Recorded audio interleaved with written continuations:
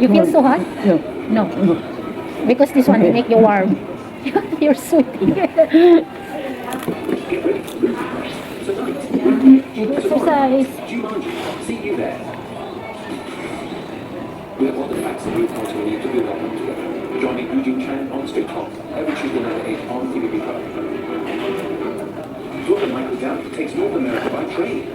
Join his personal policy to experience Canada and the USA and discover their hidden gems. It's not a trip you want. So guys, ito yung aking trabaho this time around. So, kung dati-rati ang alaga ko ay isang bata, ngayon nag-switch na siya ng isang lola. So, ito ngayon, si lola guys ay isang wheelchair bound, half body po niya ay isang, na-stroke po siya, half body is dead. So, dati-rati guys, nung dumating ako sa kanila, yung kamay niya, yung ini-exercise ko ngayon, nakadikit talaga yan siya sa katawan niya. As in, nakadikit lang yan siya na ang tigas-tigas, pati yung mga daliri niya, hindi niya maibuka. So, ibig sabihin, yung kabilang half of her body lang, yung left side lang ang maigagalaw niya. Pati yung legs niya, guys, hindi rin magagalaw. Talagang as in dead yung kabilang party ng katawan niya nung dumating ako sa kanila.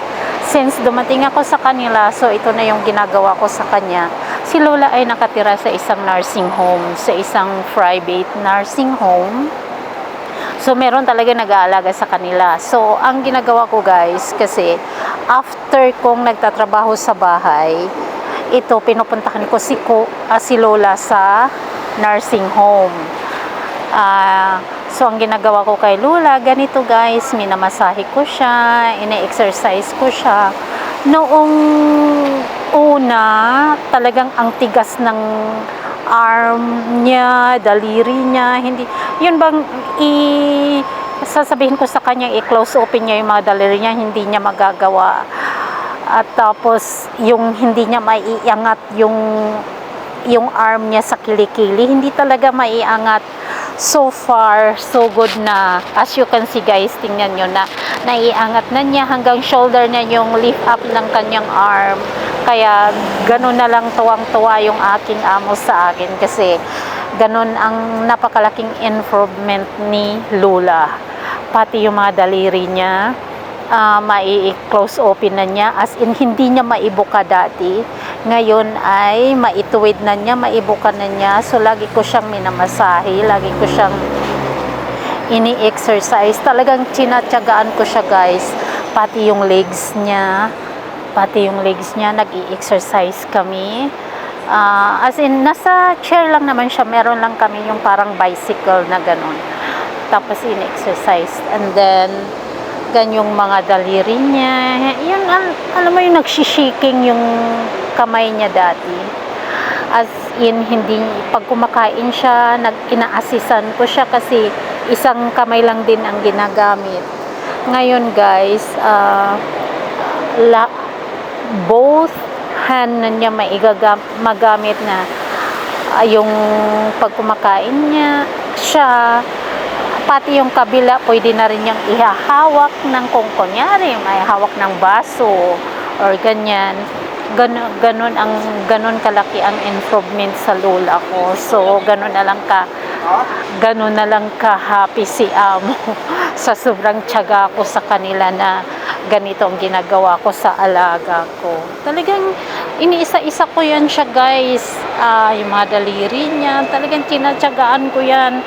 Kaya yung mga tao dito sa nursing home, gano'n na lang din katuwang-tuwa pag tuwing nakikita. Dati-rati hindi nila ako inaano, kasi nga, ay ano na yan, yung legs daw niya, wala ng lakas, kasi ganun daw.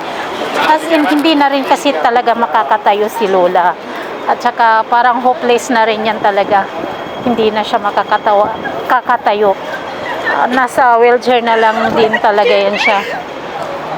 Pero at least maimumove na niya ng konti yung kanyang mga paa. At especially yung arms at saka mga daliri niya na gagamit na niya. As in, tiyaga lang talaga. Tiyaga ko lang talaga para sa aking alaga. So, ito si Lola, guys.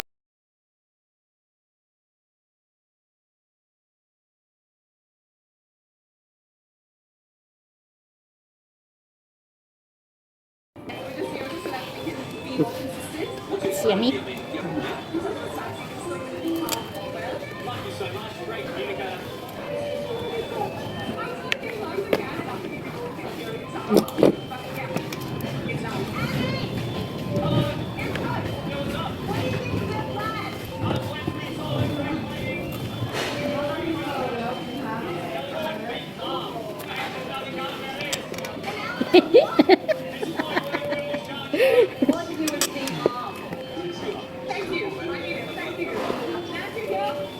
This one, no force.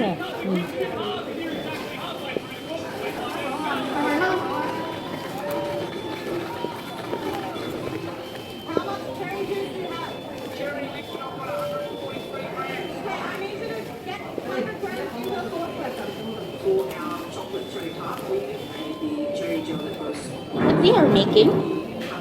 Are they making a cake?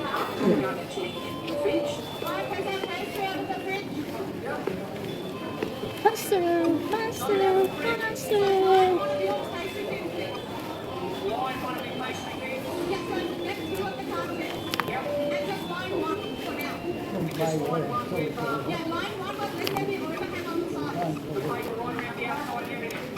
Mười thế này có làm cái phát này nè.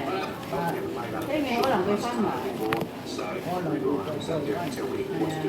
Vì bố đang phải tao đó mà. Phải không?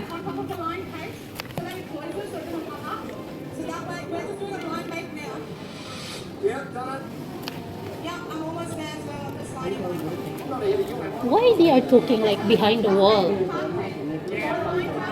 Into the other side.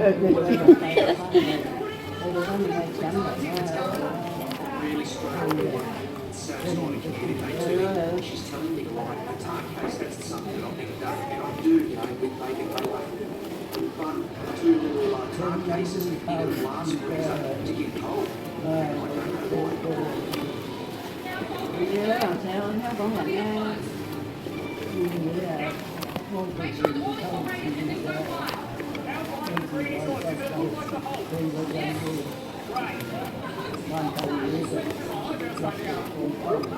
Wipe your mouth. bố đi tuần thôi vậy là thằng này đi tẩu phun tôi đi vậy nè tẩu phun này